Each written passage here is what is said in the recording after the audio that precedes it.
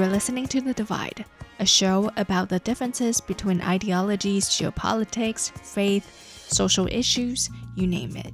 And my name is Iris Xu. Last week, I spoke to journalists Amrita Madhukalya and Kunāl Majumder about Indian election, and they both told me individually that the biggest concern that they have regarding this election. Polarization is definitely a big concern because the government, the BJP knows that's going to win, but it actually wants to get a higher number in the parliament. So there's really trying to kind of really increase the pitch in terms of this kind of rhetoric, which is Hindu versus Muslim kind of rhetoric. Well, I think that in India, I think in terms of just looking at covering politics, it has become such a polarized environment. It has become such a polarized environment, and the integrity of the media is in such a bad shape, especially because you have a section of the media, especially electronic media, who are basically becoming mouthpieces of the BJP, of the ruling party. So what has happened is that the integrity of the media at large is at question.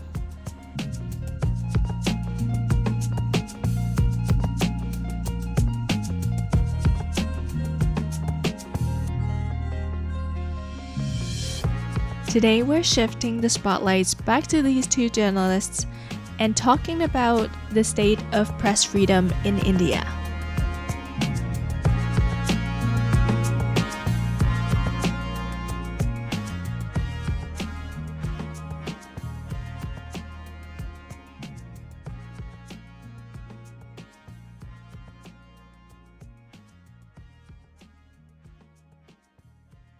Kunāl Majumder is the Indian representative for the Press Freedom Organization, the Committee to Protect Journalists. I think the biggest concern is growing polarization on sectarian, on religious grounds in India. Because the ruling party, the Bharatiya Janata Party, or what's called BJP abbreviation, BJP is a Hindu majoritarian party. It's a right wing Hindu majoritarian party, and most of its politics usually is centered around polarization, particularly on the issue of Muslims. And the fear is that because of the popularity of the current prime minister, the society also is growingly becoming very polarized, and in a situation where you have so much of polarization, it becomes very difficult for journalists to operate, particularly if you are covering. If we have had incidences where journalists have tried to cover, let's say, a rally or something which is from a particular religious group, and if the journalist doesn't belong to that religious group, then that the journalist is targeted. So for example, if somebody is going on a protest by, let's say, a Hindu majority group, and if the journalist is Muslim, then it becomes very difficult, because then the journalist is asked to show their ID card, and in some cases even a male journalist was asked to strip down in order to see whether the person has circumcision or not. In March 2020, freelance journalist Manav Sushil recounted a harrowing experience where he was attacked by a mob in Majpur, northeast Delhi, while trying to document mob violence. After being forced out of their car, Sushil and his team tried to explain their role as journalists, but were brutally assaulted by an increasing number of men. In a desperate bid to prove his religious identity, Sushil was compelled to recite a Hanuman Sushila, a Hindu devotional hymn, twice, and was twice made to strip, exposing his genitals as a form of identification. He chillingly noted that a gun loaded with a single bullet was pressed against his torso. He says, "My life is secure in this country solely because I'm not circumcised." So so polarization is definitely a big concern because the government, the BJP knows that's going to win, but it actually wants to get a higher number in the parliament. So there's really trying to kind of really increase the pitch in terms of this kind of rhetoric, which is Hindu versus Muslim kind of rhetoric. Nirajan Sahu, a senior fellow in the Governance and Politics Initiative at the Observer Research Foundation in New Delhi, writes in a report published by the Carnegie Endowment for International Peace in August 2020 that polarization in India is more toxic today than it has been in decades, and it shows no signs of abating. He says, particularly since the landslide electoral victories of the Hindu nationalist BJP in 2014 and 2019, the consequences of severe polarization have grown ever so worrisome. Here's Majumder.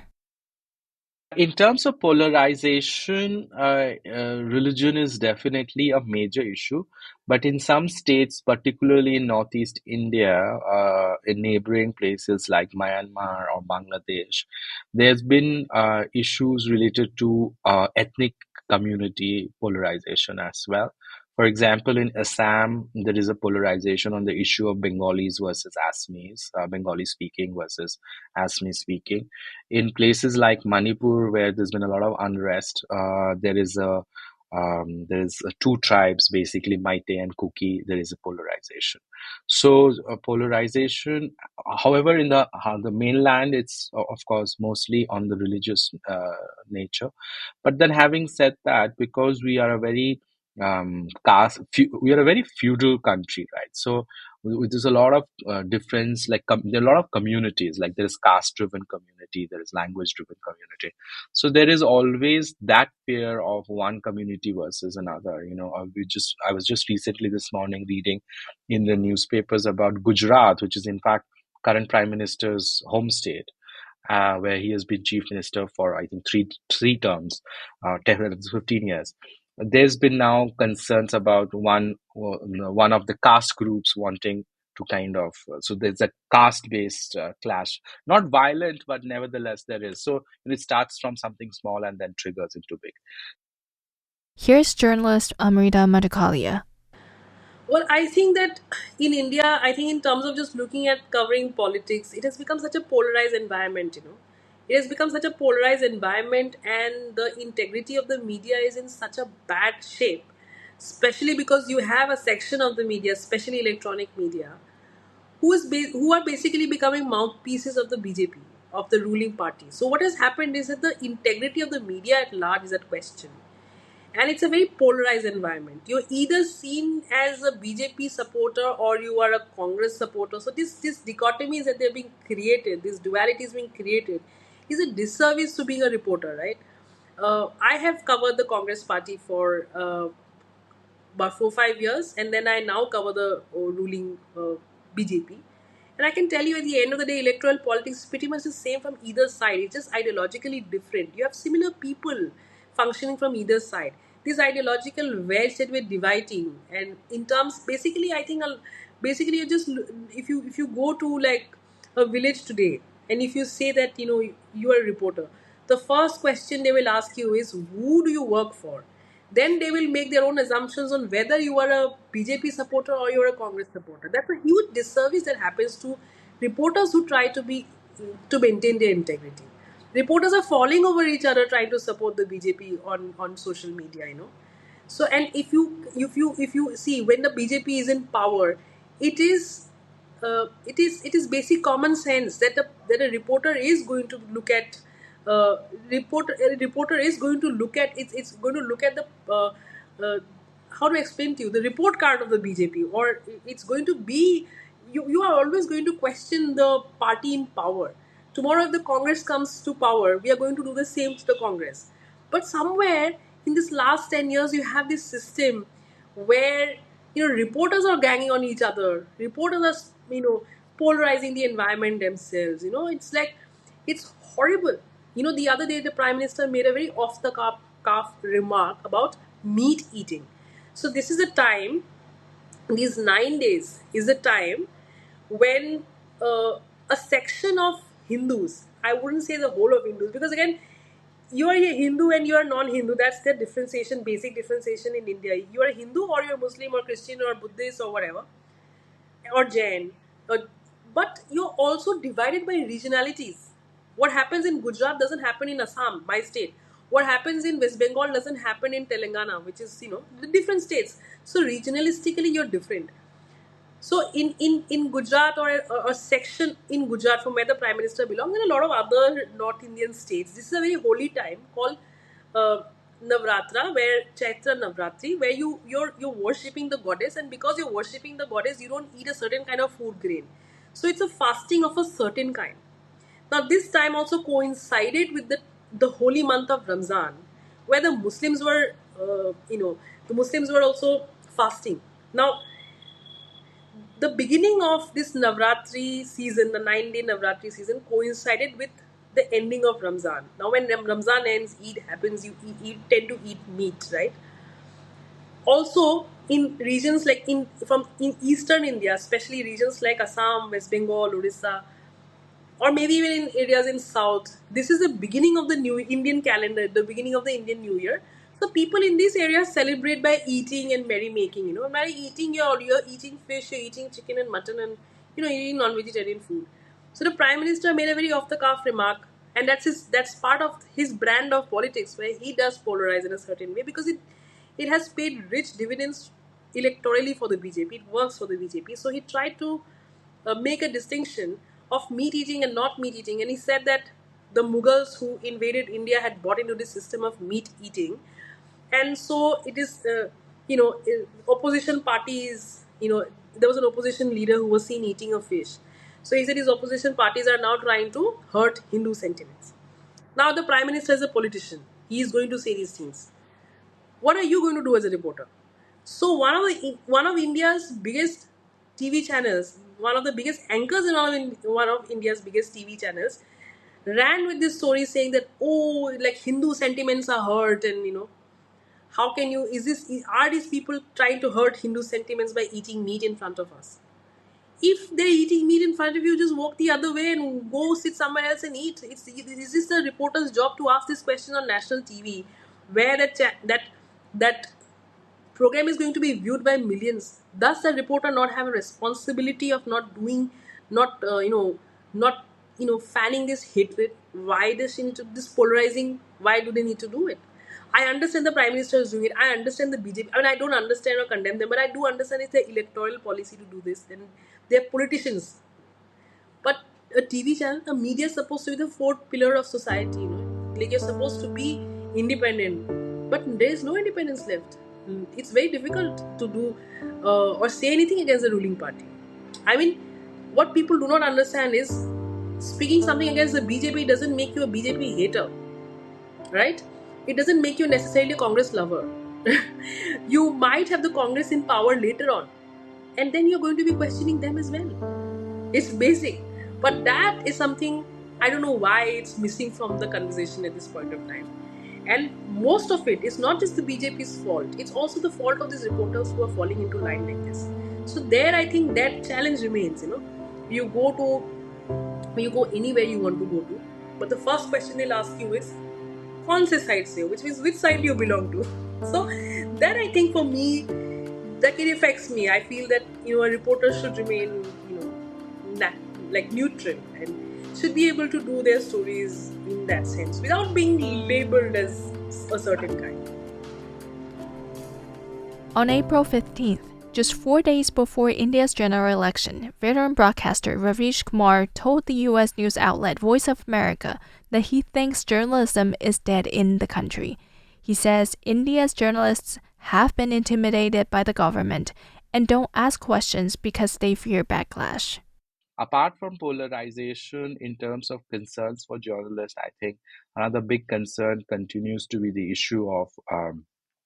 uh, the issue of criminalization of journalists, where it's become very the government has been using a lot of criminal charges in a very easy way against journalists. It's never happened in India. In the last 3 years, we have seen an increased number of journalists who have been imprisoned. In fact, last 3 years, seven each year we had seven journalists in prison, which is a big thing for India. Because India never had such high numbers. I mean, I know that we are a big country. I mean, we're now even bigger in terms of population than China. But having said that, because of the democratic nature of the polity and the politics, we never had situation where so many journalists were in prison at at least according to CPJ records, since 92.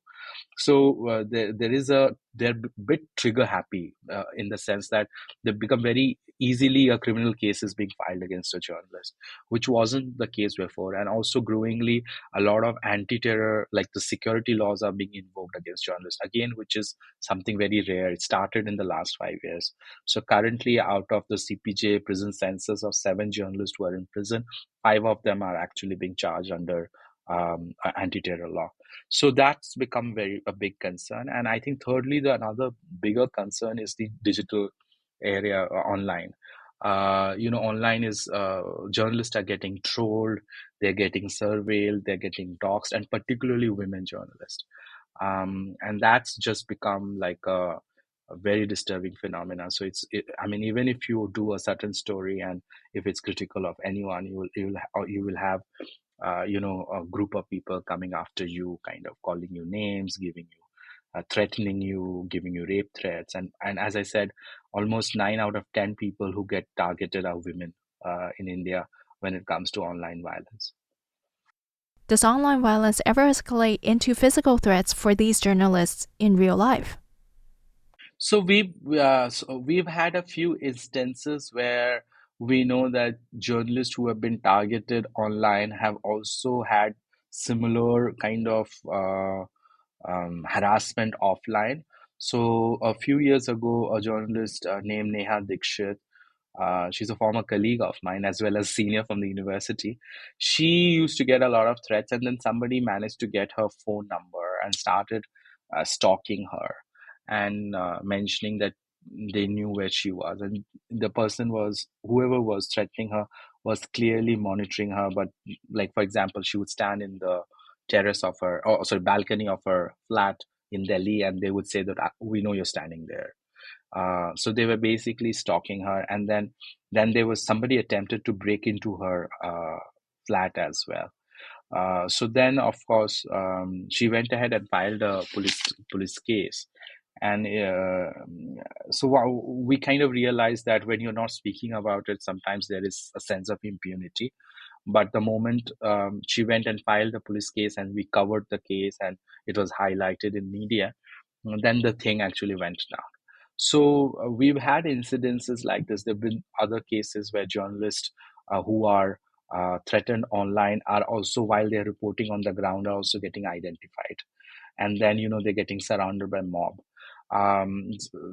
So far, thankfully, nobody has been physically harmed. But then, if we look at another case, a very infamous case a few years ago, a journalist, a senior editor called Gauri Lankesh, was shot down in Karnataka, in Bangalore, South India. In Bangalore, in South India, she was threatened online quite often, and finally she was assassinated. That case has still not, I mean, it's still undergoing trial, but we still don't know. So we had one incident at least where we know that somebody was killed. Then we've had many such incidents where people have been harassed. Recently, there was another case in Maharashtra, in Mumbai and Pune. Actually, it happened in Pune, which is a town outside Mumbai. Another journalist. Now, it wasn't directly related to his journalism, but he was basically giving statements against certain political leaders, and the supporters of the political party basically kind of stalked him, stopped his car, tried to throw black ink on his car, and tried to beat him up. He managed to escape. But so we are seeing incidences like that. As my conversation with Kunal and Amrita come to an end, I'm reminded that as India continues to navigate its democratic elections, the safety and freedom of the press remain crucial for ensuring a transparent and fair electoral process. Thank you for listening to The Divide. This episode is produced by me, Iris G, for Radio Taiwan International.